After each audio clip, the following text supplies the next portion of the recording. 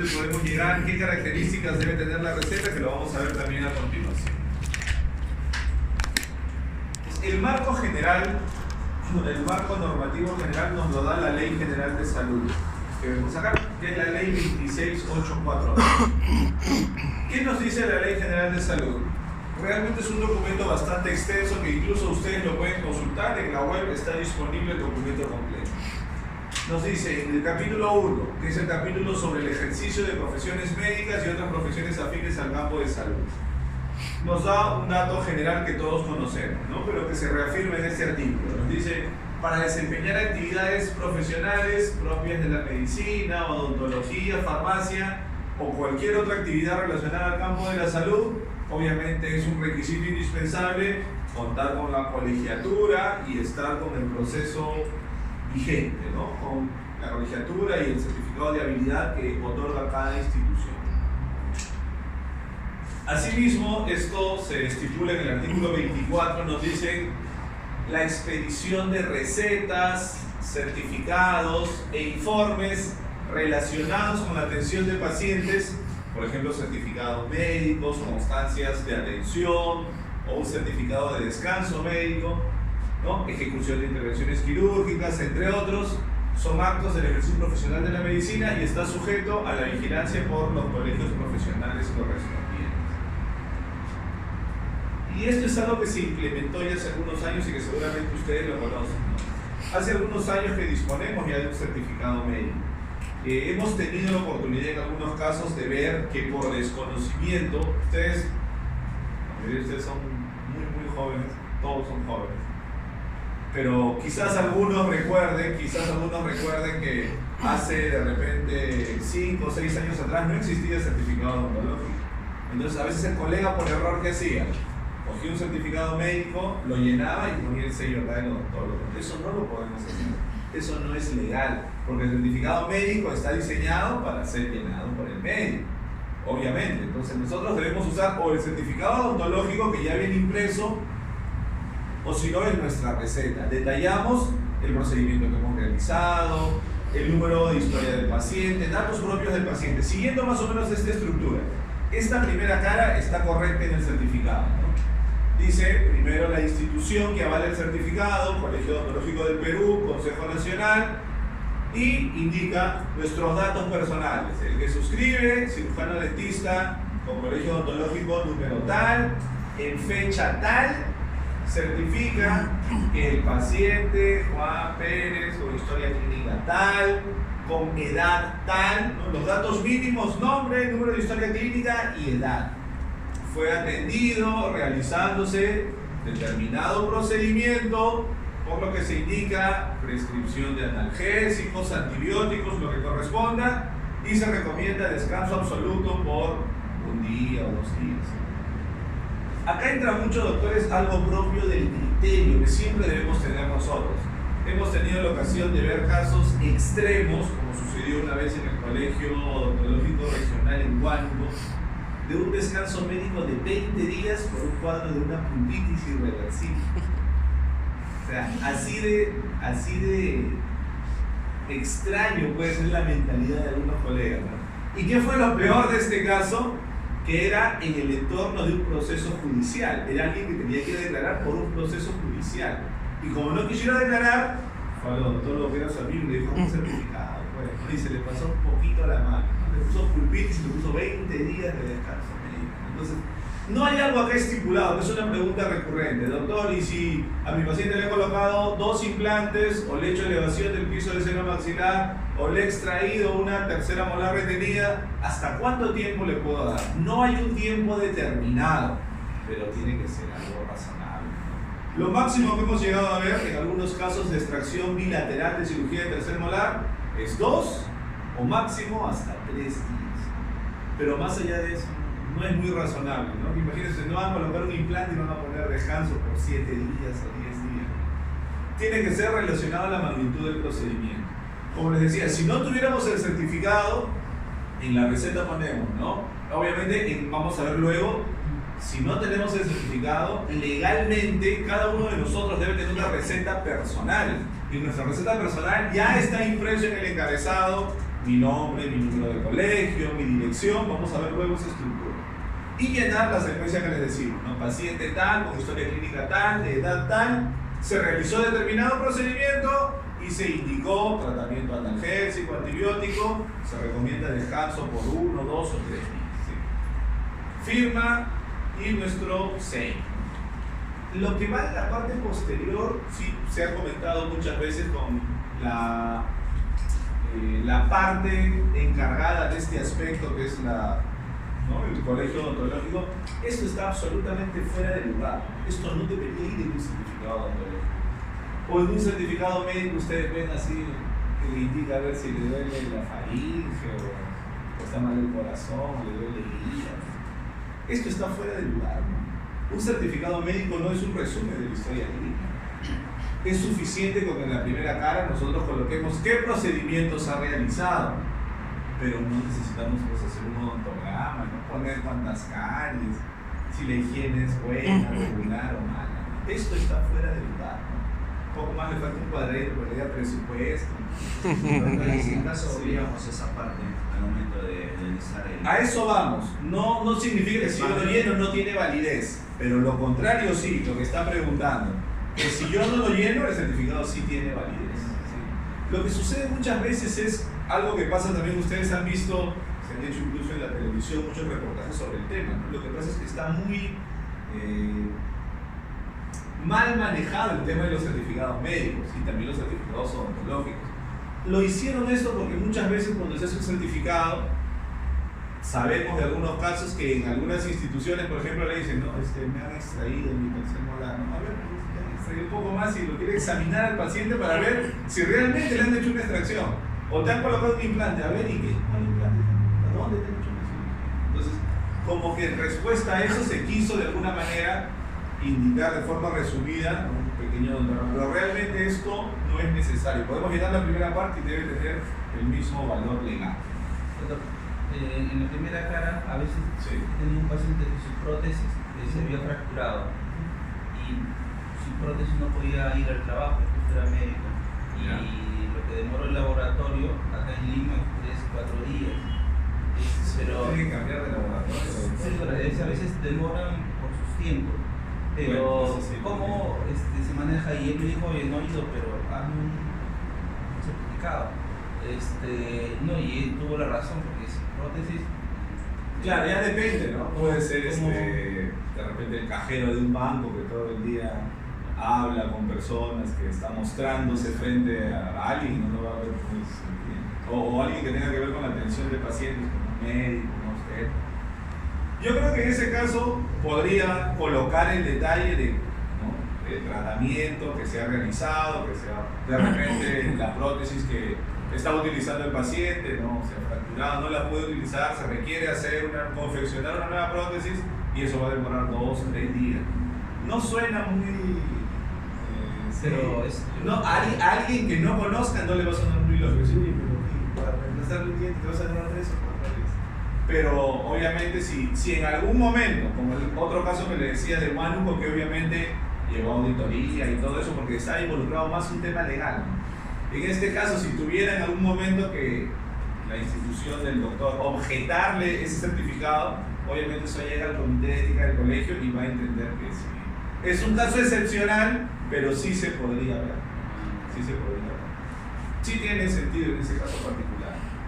A ver, los problemas, doctores, empezaban con este artículo 26 de la Ley General de Salud. Esto fue muy discutido a inicios de este siglo, año 2000, 2001, cuando se aprobó esta ley, porque en algún momento se tenía el temor de que se nos quite a nosotros como odontólogos la capacidad de prescribir, de recetar medicamentos, ¿no? Vean lo que decía este primer artículo, ¿no? El artículo 26, que hace referencia específicamente a la prescripción. Así nos dice de claro, solo los médicos pueden prescribir medicamentos, punto. Solo los médicos.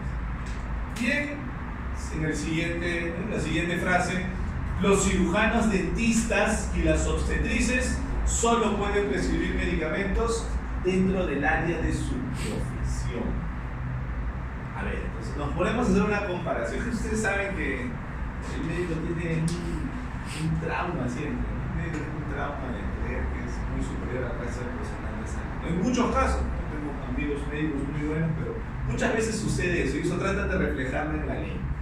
A ver, una obstetriz, ¿qué tipo de pacientes tiene una obstetriz? ¿Nosotros, doctores, podemos ir a una obstetriz? ¿Una obstetriz atiende varones? No, pero una obstetriz atiende mujeres, ¿Atenderá una obstetriz una niña de 2 o 3 años? Una obstetriz atiende mujeres, usualmente adultas jóvenes en edad reproductiva, para el tema de métodos anticonceptivos, control del embarazo y todo lo que tiene que ver con salud sexual y reproductiva. Algo muy restringido. Mujeres, adultas jóvenes en relación a salud sexual y reproductiva. ¿Será comparable con la labor del cirujano dentista? El cirujano dentista atiende varones, mujeres, niños, adolescentes, adultos mayores, pacientes con enfermedades sistémicas, ¿sí? Una obstetriz, pues como le decíamos, podrá recetar de repente en el ámbito estricto de su profesión ácido fólico, algún suplemento vitamínico, sulfato ferroso. En algunos lugares donde no hay médicos ginecólogos pueden atender el trabajo de parto, recetar de repente oxitocina, algún fármaco que facilite la labor de parto. Algo muy específico, que eso sí está normado donde no hay un médico ginecólogo. En caso que no exista un médico a cargo, sí. Ojo que existe eso, aunque nos parezca increíble, en algunas zonas rurales extremas sí existe. Casi siempre hay por lo menos un médico general. Y eso es un tema muy extenso, ¿no? Hemos tenido algunos exalumnos acá de medicina que me decían eso, me decían, doctor, yo he hecho en mi vida, he atendido 2 partos. Como estoy haciendo mi serum, voy al centro de salud tal, número tal, de Huancavelica, y me encuentro con una obstetriz que ha atendido como 500 partos. Pero como yo soy médico, la ley me obliga a mí a atender el parto. Pero digo, ¿cómo he atendido el parto si en mi vida he atendido 2 partos? Entonces he atendido 500. Tú sabes mucho más que yo. Pero obviamente, ya cuando hay un médico, por tema de rango de categoría, todo está bajo responsabilidad del médico. Pero si no hubiera médico, sí lo podría atender específicamente la obstetriz. A lo que iba yo es que ahí es algo muy restringido. O sea, medicamentos relacionados a salud sexual o reproductiva. En cambio, nosotros, ¿qué podemos recetar? Analgésicos, antiinflamatorios. ¿Qué fármaco creen ustedes, doctores, que nosotros usamos todos los días, independientemente si hacemos implantología, odontopediatría, endodoncia? Anestésicos locales colocamos todos los días. Entonces usamos anestésicos locales, por ahí en casos especiales como el paciente que hemos visto podemos prescribir depresores del sistema nervioso central, antibióticos, analgésicos, antiinflamatorios, presentaciones pediátricas, presentaciones para adultos, presentaciones inyectables. Hay una diferencia muy grande, ¿no? Entonces esto fue corregido posteriormente, lo vamos a ver con un reglamento especial. De esta misma Ley General de Salud, vean el artículo 33, nos indica: el químico farmacéutico es responsable de la dispensación, información y orientación al usuario. Siempre, lo vamos a ver ahora, siempre que hagamos una receta, la ley a nosotros nos obliga a colocar siempre primero el nombre genérico, lo que se conoce como denominación común internacional. La ley siempre nos obliga a nosotros, cuando yo hago una receta, lo primero que debo colocar en la parte del medicamento es el nombre genérico, la denominación común internacional. Yo puedo, por ejemplo, ¿no? Por ponerles un ejemplo, yo puedo decir, a mí me va muy bien en una infección con amoxicilina con ácido clavulánico. Entonces yo voy a recetar a mi paciente Augmentin, ¿sí? Conocen el nombre comercial Augmentin, seguramente, o Clavumox. Yo no puedo poner en mi receta primero Augmentin o Clavumox. Por legislación yo debo poner primero el nombre común internacional. Debo poner amoxicilina de 875 miligramos con ácido clavulánico de 125 miligramos.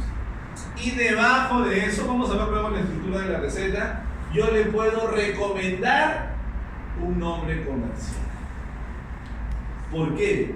Porque si yo no le recomiendo el nombre comercial y solo le pongo el nombre genérico, solo la denominación común internacional, ¿a quién le dejo la potestad de elegir qué medicamento le va a dar a mi paciente?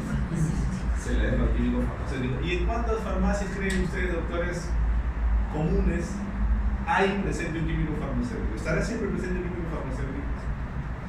Será en una de 20 o 30. ¿no? Casi siempre hay un chico que es un técnico en farmacia, que ha estudiado unos meses, quizás un año, y no le pueden dejar esa responsabilidad.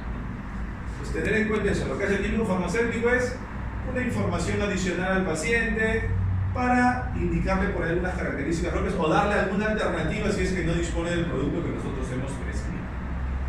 Esta es una pregunta igualmente recurrente, ¿no? Doctor, ¿nosotros podemos recetar benzodiazepinas? ¿Podemos recetar opioides que deprimen el sistema nervioso central? Sí, la ley nos faculta eso. El artículo 61 de la Ley General de Salud nos faculta eso. Nos dice, los estupefacientes, psicotrópicos, fármacos que actúan en el sistema nervioso central, y algunos precursores de uso médico se rigen por esta ley y su legislación especial. De ahí viene lo que les decíamos, ¿no? El Decreto Supremo número 023 del año 2001, que es un reglamento específico para estupefacientes, psicotrópicos y otras sustancias que están sujetas a un control sanitario. Y acá sí ven la diferencia, ¿no? Lo que se logró en ese momento, bueno, gracias a la gestión de quien estuvo en ese momento en el Colegio Odontológico del Perú, que fue el doctor Pedro Martí Moreno. Habrá escuchado quizás alguna vez de él, un odontólogo muy destacado y muy bueno también en el aspecto directivo. Se logró que los incluyan acá sí, ya en un mismo nivel. Y dice, ¿no? Solo los médicos y cirujanos dentistas pueden prescribir medicamentos que contengan estupefacientes, psicotrópicos y otros sujetos a fiscalización sanitaria.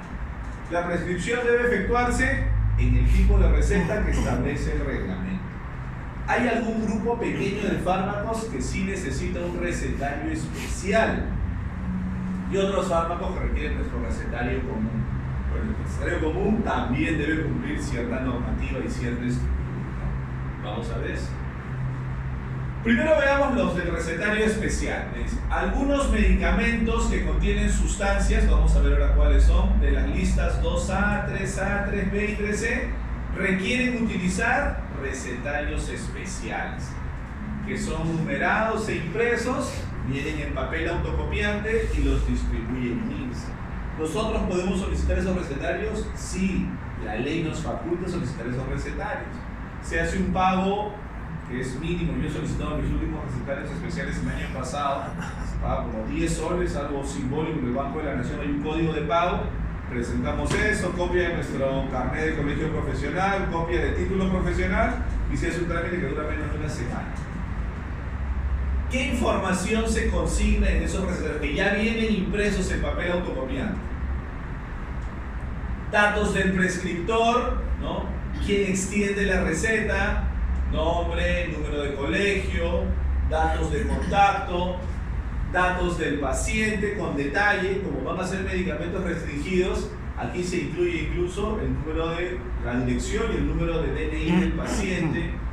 ¿Cuál es el diagnóstico? Como les decíamos siempre primero, el nombre genérico, cuál es la denominación común internacional, la concentración del fármaco, su forma farmacéutica, cómo se va a utilizar y la fecha de expedición. ¿Por qué es importante en este recetario especial la fecha de expedición? Porque estos medicamentos de uso restringido, donde se incluyen, por ejemplo, depresores potentes del sistema nervioso central, tiene una vigencia en la receta máxima de 3 días. Más allá de 3 días, ya no sirve. ¿Qué medicamentos están en esta lista? Por ejemplo, morfina, neperidina, fentanilo, remifentanilo, opioides de máxima potencia que se usan sobre todo en el ámbito hospitalario. Oxicodona, flunitrazepam, fenobarbital, tiopental, pentobarbital, ¿no? Algunos opioides, algunas benzodiazepinas, algunos barbitúricos muy potentes que se usan sobre todo en el ámbito hospitalario. Entonces, incluso eso podríamos recetar si tenemos nuestro recetario especial. Obviamente en condiciones excepcionales. Acá nos indican, si tuviéramos que hacer una prescripción para pacientes hospitalizados, se recomienda que la prescripción sea solo lo que el paciente necesita para un día, no mayor a lo que requiere para las 24 horas. Y si fuera un paciente que requiere alguno de estos fármacos, pero que está ambulatorio, que no está hospitalizado, se le puede recetar la cantidad necesaria por un máximo de 15 días de tratamiento. Eso es lo que nos interesa más, porque eso es lo que vamos a ver nosotros más en el día a día. ¿Qué pasa con los demás fármacos? Depresores más selectivos del sistema nervioso, analgésicos, antiinflamatorios, antibióticos. Se requiere simplemente una receta médica común, pero que debe cumplir cierta estructura, que les vamos a comentar ahora. Primero, vamos a ver luego, incluso con detalle las partes. Primero, toda receta, doctores, debe tener algo que se llama encabezado. Cada uno de nosotros debe tener una receta personal. Nuestra receta personal, lo primero que debe tener es un encabezado impreso. En el encabezado impreso dirá nuestro nombre: doctor Juan Pérez, número de colegio, 15.000 y tanto, dirección y teléfono de contacto. Debe ir impreso en nuestra receta personal. Y algunos datos adicionales que luego los vamos a ver ya con más detalle en estructura. Datos del paciente. Siempre lo primero que colocamos del fármaco es la denominación común internacional, la concentración del fármaco, su forma farmacéutica, cuál es la dosis y el periodo de administración, y los requisitos legales. Luego vamos a ver con más detalle la estructura, pero siempre esa es la secuencia. En el encabezado, los datos del prescriptor, luego datos del paciente, luego datos del fármaco con mucho detalle, su denominación común internacional, su concentración, su forma farmacéutica, incluido hasta qué periodo se va a administrar: 5 días, 6 días, 7 días, etc. ¿Qué medicamentos podemos prescribir nosotros con nuestra receta común pero que cumpla esa estructura? Incluso opioides de uso frecuente en la práctica ambulatoria. Codeína. Por ejemplo, tenemos una presentación de paracetamol combinado con codeína, que es muy buen analgésico, o tramadol combinado con paracetamol, como tenemos en Saliar, en Drilar, ¿sí? Incluso algunas benzodiazepinas como alprazolam, lorazepam, o lo que vamos a usar más, lo han visto en la clase anterior, que es el midazolam. Todo eso lo podemos recibir con nuestra receta convencional, eso está normado legalmente, siempre y cuando cumpla con la estructura que les hemos comentado. Y obviamente todos los demás fármacos de uso común que conocemos. Aquí está lo que les mencionaba, ¿no? Nos dice: los profesionales médicos o cirujanos dentistas para la adquisición de recetarios especiales deben llenar una ficha proporcionada por la DIGEMIR. El local de DIGEMIR está acá por la avenida Arequipa, no recuerdo, por la cuadra 20, digamos, pero ahí está el local en plena avenida Arequipa, ahí se hace el trámite, o los órganos competentes de las direcciones regionales de salud, ¿no? Se adjunta un formato de requerimiento, copia de DNI, carnet de colegio, y se presenta el voucher de pago en el Banco de la Nación. Eso es un trámite realmente, como les decía, bastante sencillo. Algo importante, doctores, que debemos tener en cuenta cuando hablamos de aspectos legales es que cuando un fármaco sale a comercializarse, ese fármaco pasa previamente por una serie de estudios bastante estricta que debe cumplir para salir al mercado. Por ejemplo, tenemos algo que se llama fase 0 o fase preclínica. Todo fármaco empieza primero a estudiarse en animales, en modelos animales de una enfermedad. Es lo que vemos acá. Estudios en animales, lo que se conoce como fase 0 o fase preclínica. Vemos acá hacia el lado derecho. ¿Cuánto puede durar esa fase? Aproximadamente entre 1 a 5 años, dependiendo la complejidad del fármaco. Luego se pasa ya a una fase clínica en seres humanos.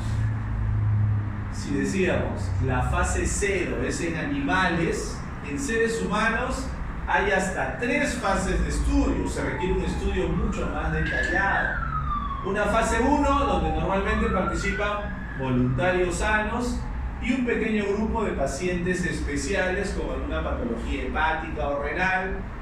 En la fase 2, pacientes seleccionados que tienen la enfermedad sobre la que yo quiero probar mi fármaco. De repente estoy probando un antihipertensivo. Primero lo probé en voluntarios sanos. En la fase 2 lo probaré en pacientes hipertensos. O estoy probando un nuevo antibiótico. Primero lo probé en voluntarios sanos para ver su farmacocinética. En la fase 2 lo pruebo en pacientes ya con infecciones. ¿Sí? ¿Se entiende? Por eso me dice población selecta de pacientes. Y en la fase 3 es lo que se conoce como estudios multicéntricos. ¿Qué significa estudios multicéntricos? Que ese mismo estudio se lleva a cabo, por ejemplo, acá en Lima, en Buenos Aires, en Ciudad de México, en Japón, en Francia, en Australia. En la fase 3 se realizan estudios multicéntricos en varios lugares del mundo. ¿Por qué creen que será necesario realizar estudios multicéntricos? ¿Por qué creen? Ya en la fase final de la fase clínica, ¿por qué creen que será necesario hacer estudios multicéntricos? Ya, porque es un primer principio. Si yo lo hago primero en 50 pacientes, hay una baja posibilidad de que detecte un efecto adverso. De repente lo hago en 200 o 300, y es más probable que pueda detectar un efecto adverso. Pero si lo hago en 2000 o 3000, es más probable que pueda detectar un efecto adverso. ¿Qué más se les ocurre, doctores? ¿Por qué creen que ya en esta última fase es importante hacer estudios multicéntricos, evaluar ese fármaco en distintos grupos poblacionales? Por el fenotipo, sobre todo lo que tiene que ver con las enzimas metabolizadoras. Hay pacientes que pueden, de repente acá en Latinoamérica, tolerar mejor un fármaco, pero de repente esa misma dosis, en otra realidad, por el fenotipo de enzimas metabolizadoras, por la constitución genética del paciente, da un efecto mucho más intenso. Entonces se va regulando la dosis, ¿no? Todas estas fases, fase 1, 2 y 3, duran aproximadamente entre 2 y 10 años. Es un proceso bastante largo. Entonces, después de la fase 0 en animales, la fase clínica en humanos, 1, 2 y 3, recién ahí el fármaco envía todos sus resultados en el laboratorio que lo estuvo estudiando y se aprueba el fármaco. Luego de eso viene algo sumamente importante, que es algo que ha tomado mucho interés en el mundo en los últimos años, que es la fase 4. Lo que se conoce como farmacovigilancia. Farmacovigilancia. ¿Qué es la farmacovigilancia? El fármaco ya se está vendiendo, ya se está comercializando en todo el mundo.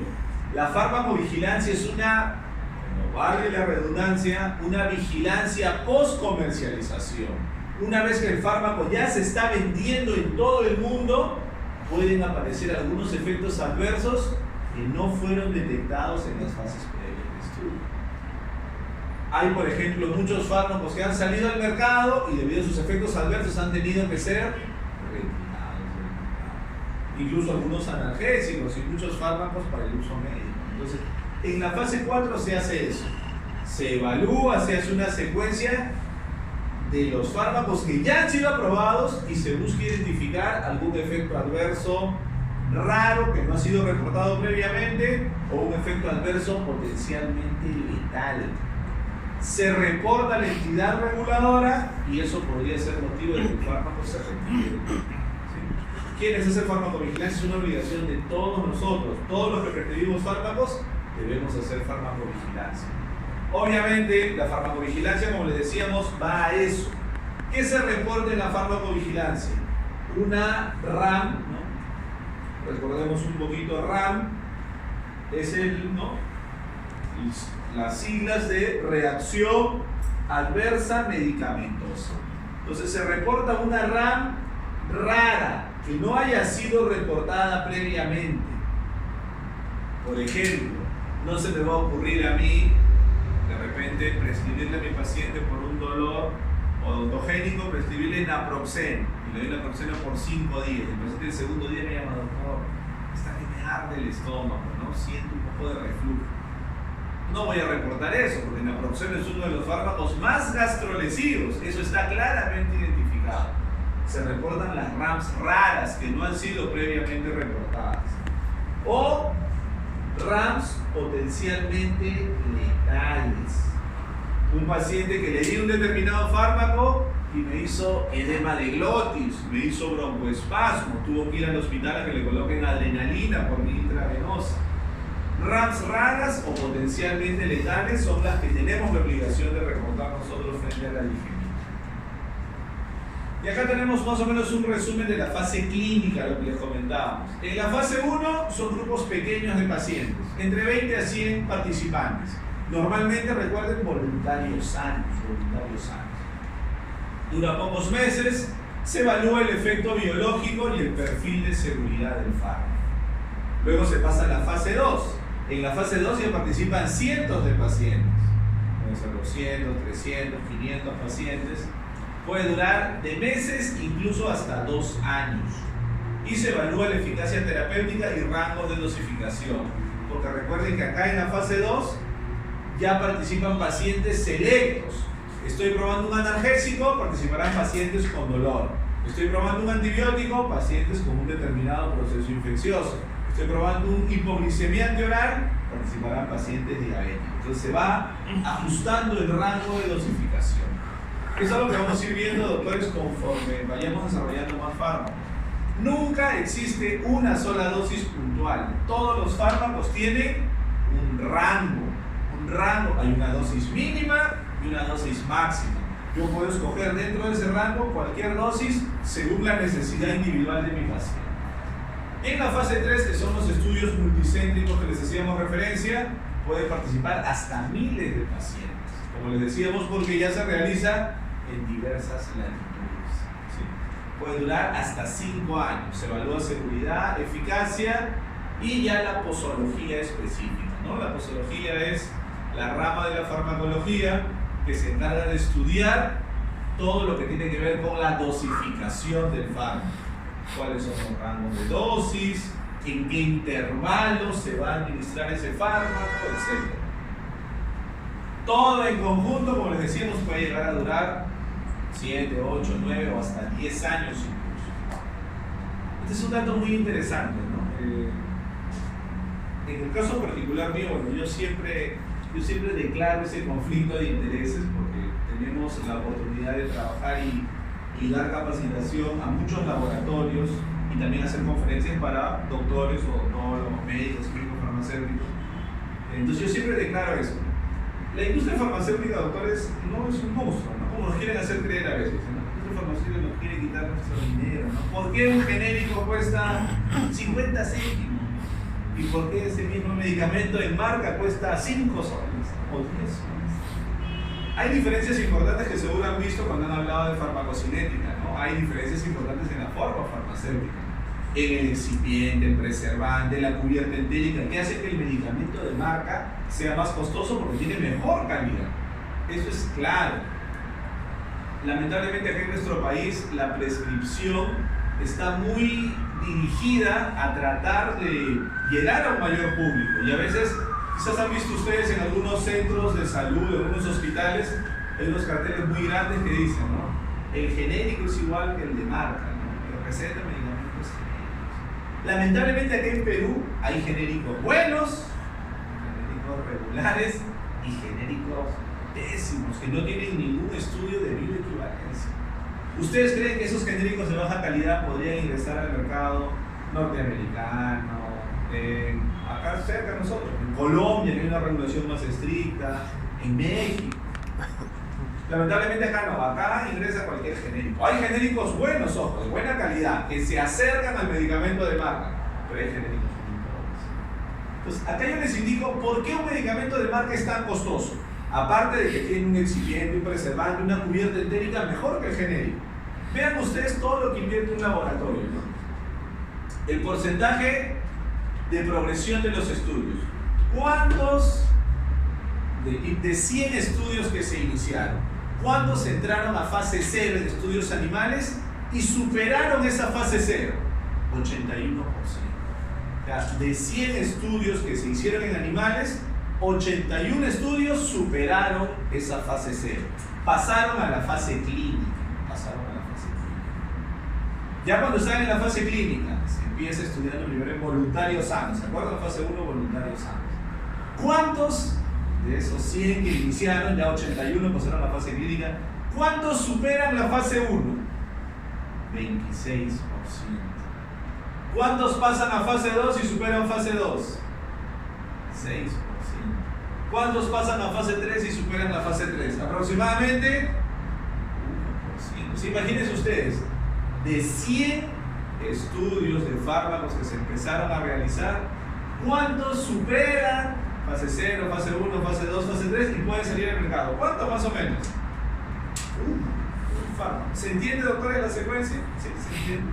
Entonces, esto hace que muchas veces cuando un medicamento nuevo sale al mercado sea muy costoso, porque ese único medicamento tiene que soportar el gasto que generó toda la investigación preclínica y clínica. ¿Sí? ¿Se entiende la idea?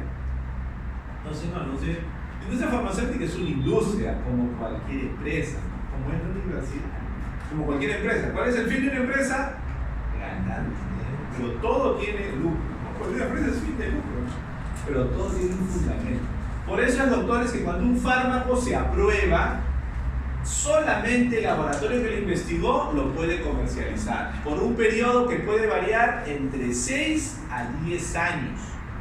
Cuando se aprueba completamente, solo el laboratorio que lo investigó lo puede comercializar por un periodo que va entre 6 a 10 años. Luego de esos 6 a 10 años, que varía en cada país, se rompe la patente y ese fármaco lo puede fabricar cualquier otro laboratorio. Quizás, por ejemplo, por poner un nombre, no por poner un ejemplo cualquiera, quizás ustedes conocen este producto que es el Etoricoxib, que viene con el nombre comercial de Arcoxia. Lo comercializa un laboratorio que es MSD, que es Merck Sharp & Dohme. Arcoxia llegó al Perú el año 2001. Llegó a Perú. Del 2001 en adelante, solo, exclusivamente MSD podía comercializar Arcoxia en Perú. ¿Cuánto duró esa patente? 10 años, hasta el año 2011. En el 2011 se rompió la patente y los demás laboratorios también pueden fabricar Etoricoxib. En la actualidad hay más de 10 marcas distintas con el nombre genérico de Etoricoxib y cada laboratorio le pone su nombre comercial. ¿Sí? ¿Se entiende? Entonces, eso va a variar según cada país. Para el caso de Etoricoxib, aquí en Perú duró 10 años esa patente. ¿Sí? Doctor, esas marcas, por ejemplo, si otro laboratorio forma ese Arcoxia, ¿le agrega algún otro incipiente? Ah, claro, esa es la diferencia importante. Me imagino que algo de eso les comentaron cuando hablaron de farmacocinética. Lo que pasa es que cuando yo tengo un fármaco oral, digamos, no acá, para el ejemplo, que el principio activo del Etoricoxib es lo que tenemos acá en color verde. Arcoxia tiene un determinado excipiente, un determinado preservante, tiene una cubierta entérica, para que cuando yo lo ingiero por vía oral, la cubierta entérica me protege, no se disuelve en el tracto digestivo, la cubierta entérica resiste el ácido clorhídrico, llega al duodeno y recién el duodeno se libera y va a la sangre. Llegó intacto hasta el duodeno. Pero ¿qué pasa si yo tengo un Etoricoxib marca Acme, ¿no? Un laboratorio marca Acme? No tiene un buen promotor de absorción, un buen excipiente, no tiene cubierta entérica. Entonces yo lo tomo, les ha pasado seguro alguna vez que han tomado un medicamento y ni bien lo colocamos en la boca, se empieza a disolver. Lo pasamos por la faringe y nos deja un sabor desagradable. No tiene cubierta entérica.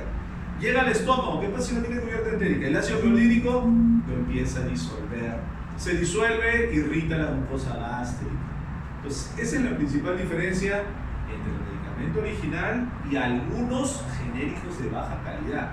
No todos los genéricos son malos, pero en nuestro país, nosotros que tenemos un tiempo grande trabajando en esto, yo te diría que en nuestro país, por lo menos, el 70 o 80% de genéricos son de muy baja calidad. Yo me refiero, por ejemplo, al laboratorio que tiene expediente de confección Ya. por 11 años, Sí. ese medicamento ya tiene incipientes. Sí, ya tiene y ya está establecido. Ya está Incluso establecido. cuando llegan acá a Perú, en Digemit, detallan línea por línea cada componente que tiene ese Claro, programa. o sea, ya tiene. ¿Qué excipiente usa? ¿Por qué otro laboratorio no lo hace igual? Ya, pero después que termina su patente Sí. y los otros laboratorios quieren también producirlo, Lo podría producir igual, sí, Ya. pero eso le implica un mayor costo. Yo digo, como yo tengo mi laboratorio y quiero sacar un nuevo etoricoxil, pero yo digo, mira, el etoricoxil, por poner un ejemplo, lo venden más o menos cada comprimido a 7 soles. Cada comprimido a 7 soles. Más barato. ¿Cuánto me cuesta a mí fabricarlo? A mí fabricarlo de repente me cuesta 1 sol. Esos 6 soles de diferencia van a soportar mi proceso de fabricación, al visitador médico que va al odontólogo a dejarle las muestras, soporta todo en realidad. Pero 1 sol me cuesta fabricar. Pero yo quiero sacar un genérico que no lo venda a 7 soles, sino que lo venda a 3 soles, a 2 soles. ¿Podré preparar un fármaco que el costo solo de elaboración sea 1 sol? Tengo que buscar ahorrar y ahorrar. Entonces ahí es que se ahorra y usar excipientes de menor calidad. Y si quieren mejorarlo, si aplican mayores excipientes, Existen casos excepcionales, 1 en 1000, que yo comparo el de marca con un nuevo medicamento de otro laboratorio y a veces ese nuevo medicamento puede llegar ligeramente a ser igual o superior que el medicamento original. Pero eso es algo excepcional, no suele pasar eso. En la mayoría de casos, los genéricos o los fármacos intentos de copia se quedan por debajo de la efectividad del medicamento original. al medicamento artificial. Hay algunos que son de buena calidad, que se acercan un poco, pero en la mayoría de casos se quedan por debajo del medicamento. Uy, pero el Estado compra pues, siempre lo más barato, ¿no? Lo que le sea más rentable. Del Estado, por ejemplo, uno de los pocos que tiene una aceptable calidad y que tiene algunos estudios de bioequivalencia es Laboratorio Portugal. Seguro han visto Laboratorio Portugal, ¿no? Que son genéricos cómodos y que algunos de ellos tienen estudios de biodisponibilidad que me indican que sí son similares al demás. Ahí conversaremos un poquito luego del receso. Tomamos, doctores, unos 10 minutitos de receso y luego regresamos.